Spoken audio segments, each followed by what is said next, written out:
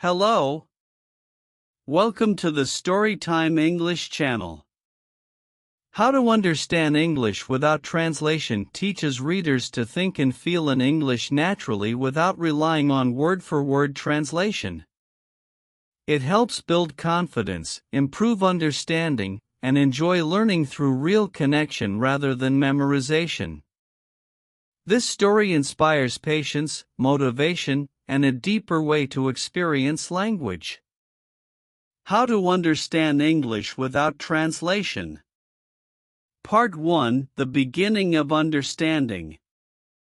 When I first began learning English, I didn't realize how hard it would be to understand a language without translating it. I thought learning English simply meant memorizing words and grammar rules. So that's exactly what I did.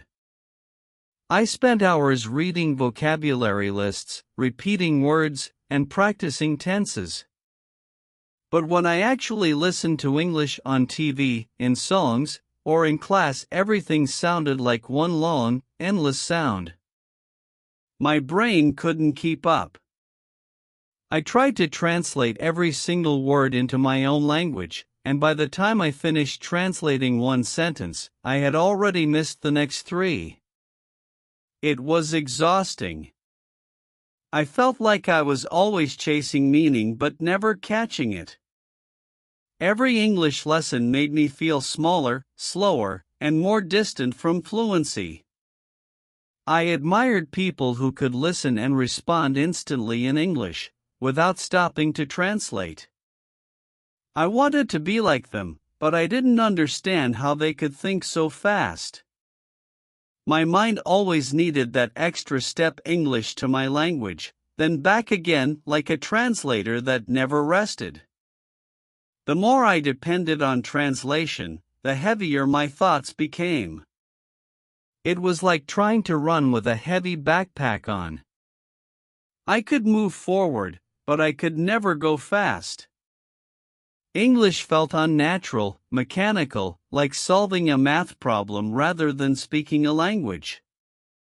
I started to ask myself, will I ever be able to understand English directly, the way native speakers do?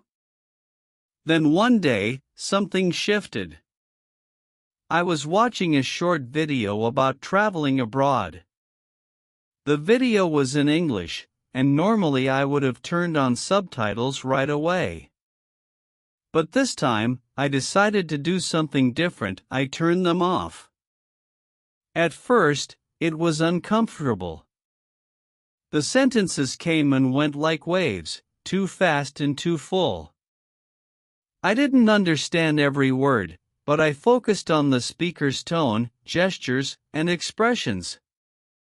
I noticed when their voice rose, when it softened, and when they smiled. Somehow, I could feel what they meant, even when I didn't catch every word. It was the first time I experienced understanding without translation, not perfect understanding, but emotional understanding. That moment changed how I saw language learning. I realized that English wasn't just about words and grammar, it was about rhythm, feeling, and context. Just like music, it had emotion and flow. I didn't need to know every note to enjoy a song, and maybe I didn't need to know every word to understand English either. From that day on, I began to change my learning habits. I decided to reduce my dependency on translation. When I read, I tried to understand the general idea first before checking unknown words. When I listened to a podcast, I didn't pause to look up every phrase, I just let it play, even if I only understood half of it. Sometimes it was frustrating. My brain screamed for clarity, but I resisted. I told myself that confusion was part of the process, not a failure. Gradually, I noticed something new happening. My mind started to guess meanings automatically, even before I translated. I began to understand sentences through context, not through word-by-word translation. When I heard he sprinted across the field, I didn't stop to wonder what sprinted meant. I could feel the action, the speed. The image came before the translation. And that was when I realized that real understanding begins when we stop relying on our first language as a crutch. I began to treat English as something alive, not something to be analyzed to death. I listened more, read more, and thought more in English. At first, it felt like walking into fog, blurry and uncertain. But with every step, the fog cleared a little. I didn't notice progress every day, but after weeks and months, something inside me started to shift. I was no longer translating English, I was living it. Part 2: Learning to Think in English. As weeks turned into months, I started to notice a quiet transformation in the way my mind interacted with English. It wasn't something dramatic or sudden, more like a slow sunrise that changes the color of the sky without you realizing it. The more I listened, the more I read, and the more I allowed myself to live with English, the less dependent I became on translation. My brain was learning to connect ideas directly to English words, without going through the middle step of my native language. At first, it happened in small moments. When I saw a cup of coffee, the word coffee would appear in my head, not its translation. When I was tired, I would think I need a rest, not the version of that thought in my first language. It was subtle, but powerful. Those little moments showed me that I was finally beginning to think in English. Thinking in English felt strange at first.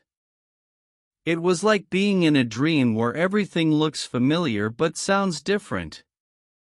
I wasn't fluent yet, and my mental sentences were sometimes broken or simple. But it didn't matter. What mattered was that English was becoming a voice in my mind, not a foreign visitor, but a growing part of my own thoughts. To make this process stronger, I started creating an English environment for myself. I changed my phone language settings to English. I followed English-speaking YouTubers who talked about everyday life, not just lessons. I read short online articles about topics I loved: travel, creativity, personal growth, and I kept a small notebook where I wrote new words with their examples, not translations. My goal wasn't to memorize words, but to see how they lived in sentences. I also developed a simple daily habit. Whenever I caught myself thinking in my native language, I tried to repeat the same thought in English.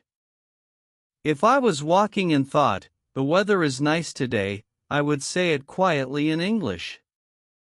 If I was about to eat, I would think, "This looks delicious." It was a quiet, private exercise that slowly changed how my brain processed everyday moments. At first, it was effortful. I had to remind myself to do it. But soon, it became natural, like a reflex. One of the biggest realizations I had was that translation is not the enemy, it's just a stage. It helps you understand at the beginning, but at some point, you must let it go to move forward. It's like using training wheels when learning to ride a bike. They help at first, but if you never take them off, you'll never feel the balance and freedom of real movement. Once I let go of translation, I started to experience that freedom. Understanding English became lighter, faster, and more natural. There were still challenges, of course. Sometimes I listened to a movie or a podcast and couldn't follow every word. In the past, that would have frustrated me. But now I approached it differently. Instead of worrying about what I didn't understand, I focused on what I did understand: the main ideas, the tone, the emotions. I learned to accept imperfection as part of the process. No one understands everything all the time, not even native speakers. Something magical happens when you stop obsessing over every single word. Your brain begins to fill the gaps automatically. It becomes more intuitive, more flexible. It learns to predict meaning from rhythm, tone, and context. It's like your ears and mind start dancing together, not perfectly, but beautifully in sync. This shift changed how I felt about learning English. It was no longer a school subject or a chore. It became part of who I was, something living, breathing, evolving with me. I began to feel closer to the people behind the language. When I watched interviews, I could feel the emotions behind the words. When I read books, I could sense the writer's mood, not just their grammar. Understanding English without translation opened a door not just to the language, but to the human experience inside it. I started to see English as a bridge between worlds. Through it, I could listen to stories from people across the planet, understand ideas that came from different cultures, and express myself in ways I never could before. Learning to think in English wasn't just about mastering a language, it was about expanding my world. But this growth didn't happen automatically. It required patience, repetition, and acceptance of confusion. There were many days when I felt stuck, when I thought I wasn't improving at all. But even on those days, something was happening beneath the surface. My brain was slowly rewiring itself, forming new connections that didn't depend on translation. I just couldn't see it yet. The more I stayed consistent, the clearer everything became. One day, I realized I had listened to a 10-minute English video without mentally translating once. I didn't even notice it while it was happening. Only afterward did I think, wait, I understood all of that, in English. That realization made me smile quietly. It wasn't a loud victory, but it was one of the proudest moments of my learning journey. Part 3: The Turning Point. There came a time in my learning journey when something subtle yet powerful changed inside me. It wasn't just about understanding English anymore, it was about feeling it. The language had started to shape the way I thought, how I described the world around me, and even how I saw myself. I remember the day clearly. I was sitting by my window one evening, listening to a podcast in English. The host was talking about self-growth and how people often underestimate small steps. I didn't understand every single word, but I understood the story, the tone, the message, and most importantly, I felt emotionally connected. When the speaker laughed, I smiled. When they paused to reflect, I felt the same silence inside me. Afterward, I realized something that made my heart skip. I hadn't translated a single sentence. My brain had stayed entirely in English the whole time. It was as if two languages were finally separated in my head, and English was standing on its own for the first time. That realization felt like freedom.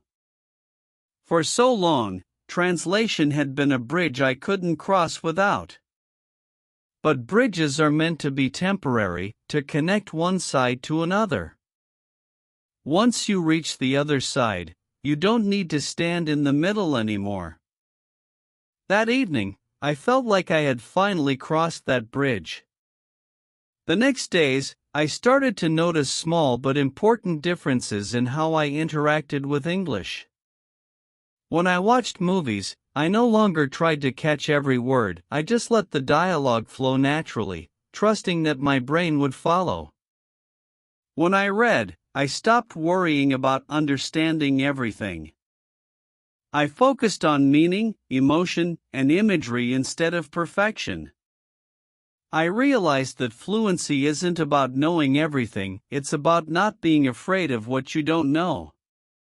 The most surprising part was how English began to influence the way I expressed my feelings. Sometimes, English words came to my mind before my native ones because they carried a different emotional weight. Certain English phrases, like let it go, move on, or take it easy, began to shape my thinking. They weren't just words, they were ideas, attitudes, and perspectives that started to blend into who I was becoming.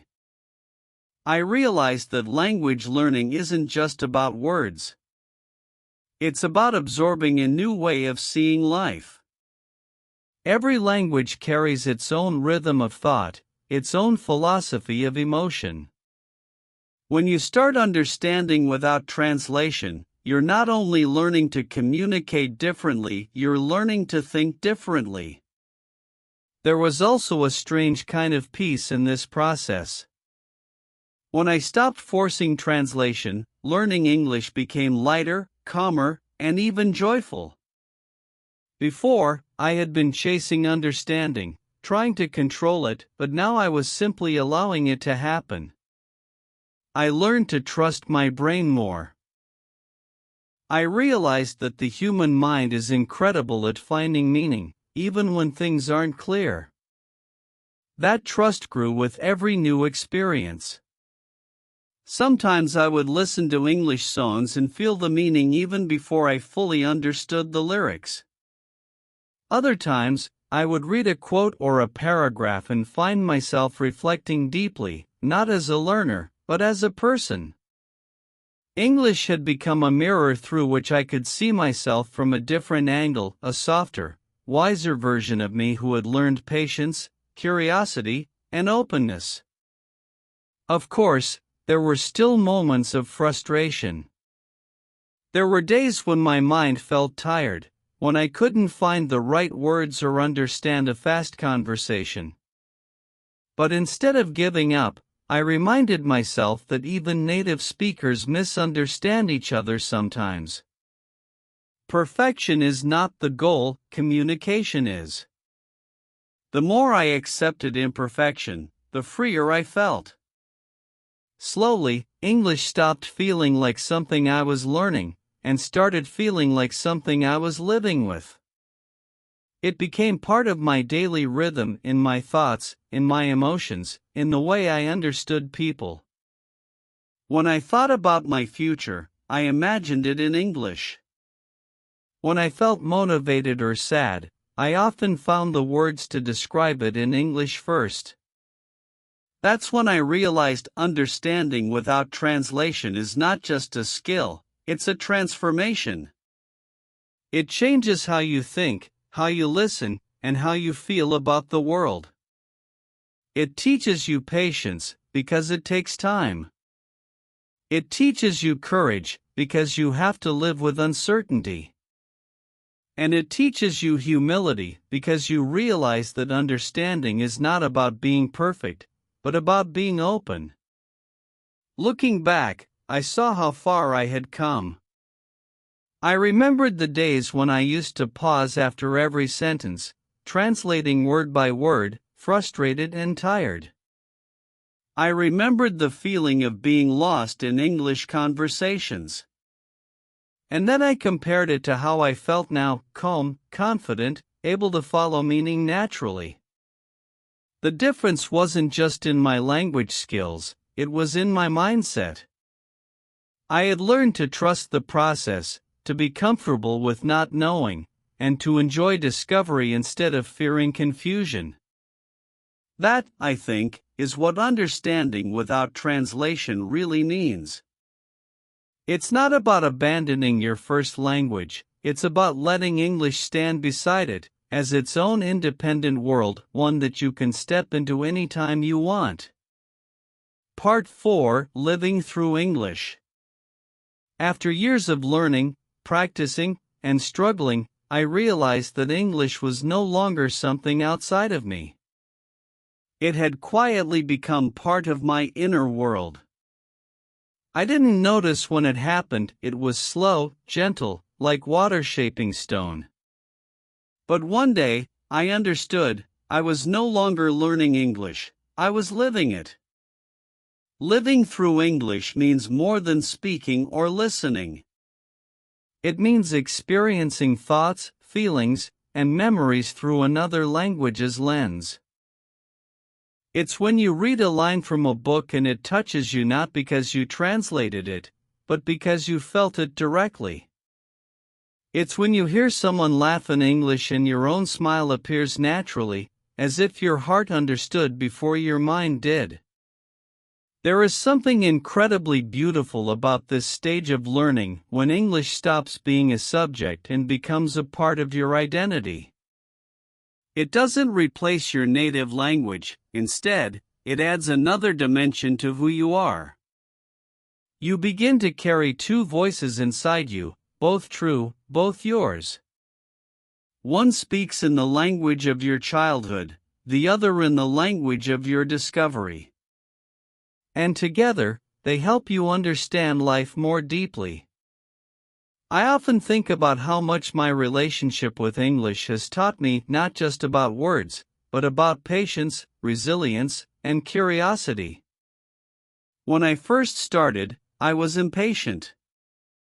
I wanted results quickly. I wanted to understand everything, to be fluent immediately. But language doesn't grow that way. It grows like a tree, slowly, quietly, underground first, then reaching upward one branch at a time. Every hour spent listening, reading, or thinking in English was like sunlight helping that tree grow. I couldn't always see progress, but it was happening all along. Sometimes people ask me, how can I understand English without translating? And I always tell them the same thing. Stop chasing perfection and start embracing connection.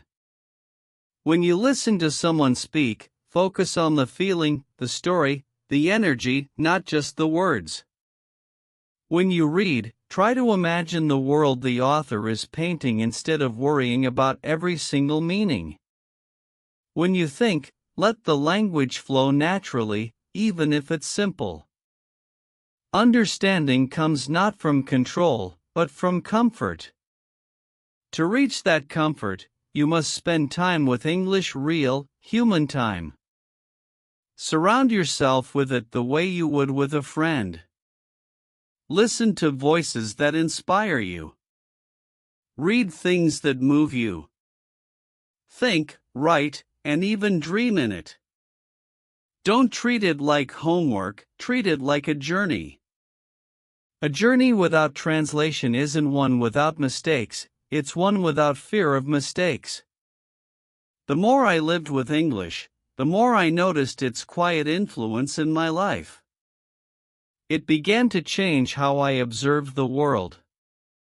English has a simplicity and directness that sometimes helped me express feelings that felt too complex in my native language. When I said, "It's okay," or "I understand," it felt lighter, softer, somehow easier to breathe. Through English, I learned a gentler way of expressing emotions, one that came not from vocabulary lists, but from empathy. There were times when I felt in between worlds, not fully native in either language, but floating somewhere in the middle. And yet, that middle space became my home. In that space, I could see how languages are not barriers but bridges. Each one gives you a new way to think, to listen, to care. When you learn to understand English without translation, you're not just learning another language, you're learning to connect across worlds, to feel the humanity behind every word. One of the most beautiful realizations I had was that understanding without translation doesn't mean forgetting your first language. It means trusting your second one. It means believing that your mind can hold meaning directly, that you don't need to translate to feel. It's a quiet confidence, the kind that grows from time, not from talent. There's a special kind of joy that comes from realizing you can understand a story, a movie, or a conversation in English and feel fully present. That moment is like standing on a mountain after a long climb. You remember how difficult the beginning was, the confusion, the hesitation, the endless dictionary searches, and now you're standing in a place where you can breathe the language naturally. It's not about being fluent in every way, it's about being free to understand and express yourself without fear. Over time, I also discovered that learning to understand English without translation teaches you something deeper: how to listen. You learn to pay attention not only to words, but to tone, pauses, and silence. You learn to sense emotion behind phrases, to feel empathy through sound. This ability doesn't only help in English, it makes you a better listener in every language. It teaches you that communication isn't about perfect grammar, it's about connection. Looking back, I sometimes wish I could tell my younger self, the one who struggled so much with translation, that everything would be worth it. I would tell them, be patient. Don't rush. Trust your brain. Trust the process. One day, you'll wake up and realize that you understand English not because you memorized it, but because you grew into it. And maybe that's the most inspiring part, realizing that language learning is not about talent, it's about growth. It's about showing up every day, even when it feels confusing, even when progress seems invisible. It's about falling in love with the process of understanding itself. Now, when I think in English, I don't feel like I'm using someone else's words. I feel like I'm using my own, shaped by years of effort, mistakes, curiosity, and joy. English has become a part of my story, and I carry it with pride. It's not perfect, and it doesn't need to be. Because perfection isn't what makes language beautiful, honesty does. So if you're reading this and you still find yourself translating in your head, don't be discouraged. That's where everyone starts. But remember this: translation is only the beginning of understanding, not the end. Keep going.